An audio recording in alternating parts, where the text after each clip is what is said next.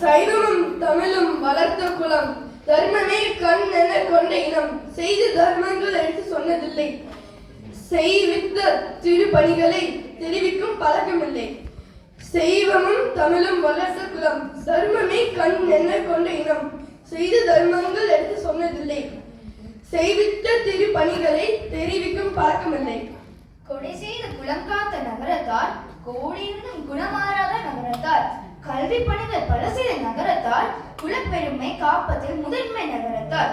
கொடை செய்த குலம் காத்த நகரத்தார், கோடியிருந்தும் குணமாறாத நகரத்தார், கல்வி பணிகள் பல செய்த நகரத்தார், குலப்பெருமை காப்பதில் முதன்மை நகரத்தார். நலம் செய்து வளம் பெரும் நகரத்தார் பெருமகள் அனைவருக்கும் காலை வணக்கங்கள்.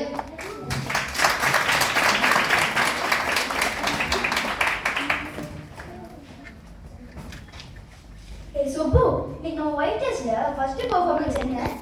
ஓ, நீ ஃபர்ஸ்ட் பெர்ஃபார்மன்ஸா? நீ ஃபர்ஸ்ட் பெர்ஃபார்மன்ஸ் கிளாசிக்கல் டான்ஸ் தான். அதுக்கு முன்னாடி நம்ம ஒயிட் ஷோக்காக நம்ம கத்துக்கிட்ட நகரத வரலாறு பற்றியும் சிறப்புகள் பற்றியும் நம்ம ஃப்ரெண்ட்ஸோட ஷேர் பண்ண போறோம். அப்ப நம்ம முன்னோர்கள் பத்தி பேச போறோம், கரெக்டா? எப்பவும் நம்ம பெரியவங்க சொல்லிதான் நம்ம கேட்டுக்கோம். ஆனா இப்போ நாங்க சொல்றோம் தெரிஞ்சத நீங்க கரெக்டா ஏன் சொல்லுங்க. சரியா சொன்ன சுப்பு, நம்ம முன்னோர்களை பத்தி தான் பேச போறோம். கிட்டத்தட்ட 5100 ஆண்டுகளுக்கு முற்பட்ட சமூகம் நம்ம நகரத்தார் சமூகம். அது மட்டும் இல்ல ஆனந்த், நம்மளோட பூர்வீகம் காஞ்சி மாநகரம் தான். காஞ்சி தொண்டை மண்டலமா ஆன பிறகு சில காரணத்தால் இங்கிருந்து 8000 நகரத்தார் வேற ஒரு ஊருக்கு போனாங்க. எந்த ஊருக்கு போனாங்க தெரியுமா? தெரியுமே, சோழ நாடு காவிரி பூப்பட்டினத்துக்கு தானே. அப்ப சோழ நாடு விவசாயத்தை சிறந்தும் ஆனா தொழில்துறையில் பின்தங்கியும் இருந்தது. அதனால சுய தொழில் செய்வதில் சிறந்தவர்களா இருந்த நகரத்தார்கள் சோழ மனம் வரவேற்று காவிரி பூப்பட்டினத்தில் தான் குடி வச்சாரு. சரியா சொன்னாங்க.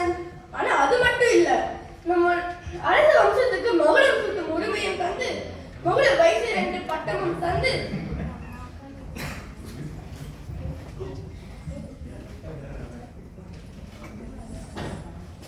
நகரத்தார்கள் சோழ நாடுல கௌரவப்படுத்தினாங்க.